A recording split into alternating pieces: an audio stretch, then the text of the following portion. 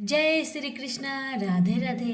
नमस्कार दोस्तों, स्वागत है आप सभी का हमारे YouTube चैनल पर। प्रेम से बोलिए लक्ष्मी नारायण की जय। आज आप सुनेंगे विष्णु जी और लक्ष्मी माता की कहानी। एक बार श्री हरि नारायण देवी लक्ष्मी से बोले, लोगों में कितनी भक्ति बढ़ गई है, सब नारायण नारायण कहते हैं। भगवान की बात सुनकर लक्ष्मी जी बोली, आपको पाने के लिए नहीं, मुझे ही पाने के लिए भक्ति बढ़ गई है। इस पर श्री हरि बोले, लोग लक्ष्मी लक्ष्मी ऐसा जाप नहीं करते हैं। ये सब संवाद के बाद देवी लक्ष्मी बोली, अगर आपको विश्वास ना हो तो परीक्षा हो जाए। जिसके बाद भगवान विष्णु एक गांव में ब्राह्मण का रूप धारण करके गए और एक घर का दरवाजा खटखटाया। घर के यजमान द्वार खोलकर पूछा, आप कौन हैं? तो प्रभु बोले, हम तुम्हारे नगर में परमात्मा का कथा कीर्तन करना चाहते हैं। जिस पर यजमान बोला, ठीक है महाराज, जब तक कथा होगी आप मेरे घर रहे। बाद में गांव के कुछ लोग इकट्ठा हो गए और सारी तैयारी कर दी। पहले दिन कुछ लोग आए, अब प्रभु स्वयं कथा कह रहे थे तो संगत बढ़ी। दूसरे और तीसरे दिन और भीड़ हो गई। विष्णु जी खुश हो गए कि कितनी भक्ति है लोगों के भीतर। उधर लक्ष्मी जी ने सोचा कि अब देखा जाएगी क्या चल रहा है। तब देवी ने बूढ़ी माता का रूप लिया और उस नगर में पहुंची जहां एक महिला ताला बंद करके कथा में जा रही थी कि देवी उसके द्वार पर पहुंची और बोली, बेटी जरा पानी पिला दे। देवी की बात सुनकर महिला बोली, माताजी सारे 3 बजे हैं, मुझे प्रवचन में जाना है। जिस पर लक्ष्मी जी बोली, बेटा पानी पिला दे, मुझे बड़ी जोर से प्यास लगी है। तब उस महिला ने लोटा भर के पानी घर से लाई और माता ने पिया। तब लोटा वापस लौटाया तो वह लोटा सोने का हो गया।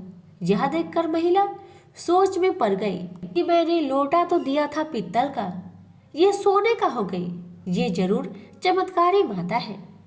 तब उस महिला ने हाथ जोड़कर कहा, माताजी आपको भूख भी लगी होगी, खाना भी खा लीजिए। महिला ने लालच की इच्छा से सोचा कि जब इसने पानी पिया तो लोटा सोने का हो गया, जरूर खाना खाएगी तो थाली भी सोने की हो जाएगी। माता उसकी मनसा को समझ गई और कहने लगी, तुम जाओ बेटी, तुम्हारा प्रवचन का समय निकला जा रहा है। जिसके बाद वह महिला प्रवचन में आई, लेकिन अपने आसपास की सभी महिलाओं को सारी बात बताई। अब महिलाएं यह सुनकर चलते सत्संग के बीच से उठकर चली गई। वही अगले दिन इस कथा में लोगों की संख्या कम हो गई तो भगवान हरि ने पूछा कि लोगों की संख्या कम कैसे हो गई। तब किसी ने कहा कि नगर में एक चमत्कारी माता आई है, जिसके घर से दूध पीती है तो गिलास सोने का हो जाता है, थाली में रोटी सब्जी खाती है तो थाली सोने की हो जाती है। उनके चलते लोग प्रवचन में नहीं आते। जिसके बाद विष्णु जी समझ गए कि देवी लक्ष्मी का आगमन हो चुका है। इतनी बात सुनते ही देखा कि जो यजमान सेठ जी थे वो भी उठ खड़े हो गए, चुपके से निकल लिए और माता लक्ष्मी के पास पहुंचकर बोले, माता मैं तो भगवान की कथा आयोजन कर रहा था और आपने मेरे घर को ही छोड़ दिया। देवी बोली, तुम्हारे घर तो मैं सबसे पहले आने वाली थी, लेकिन तुमने अपने घर में जिस कथाकार को ठहराया है वो चला जाए तभी मैं आऊं।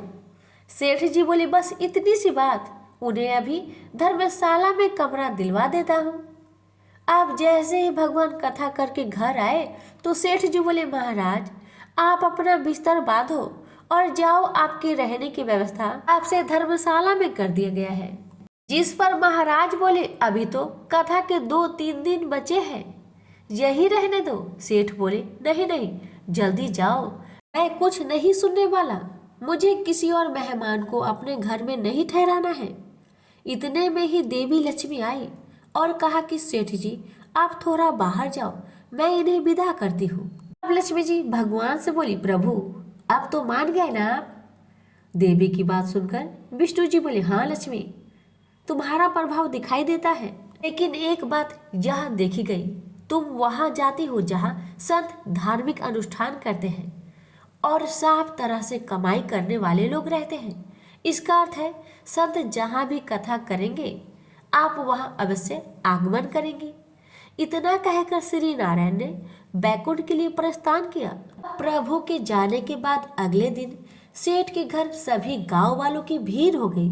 सभी चाहते थे कि यह माता सभी के घर में आए, लेकिन विष्णु जी के जाने के बाद देवी लक्ष्मी ने सेठ और बाकी सभी गांव वालों को कहा, अब मैं जा रही हूँ।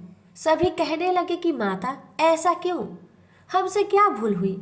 माता ने कहा, मैं वही रहती हूँ जहाँ नारायण का वास होता है।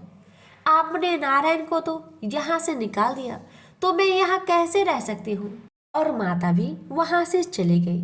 तो प्रेम से बोलिए लक्ष्मी नारायण की जय।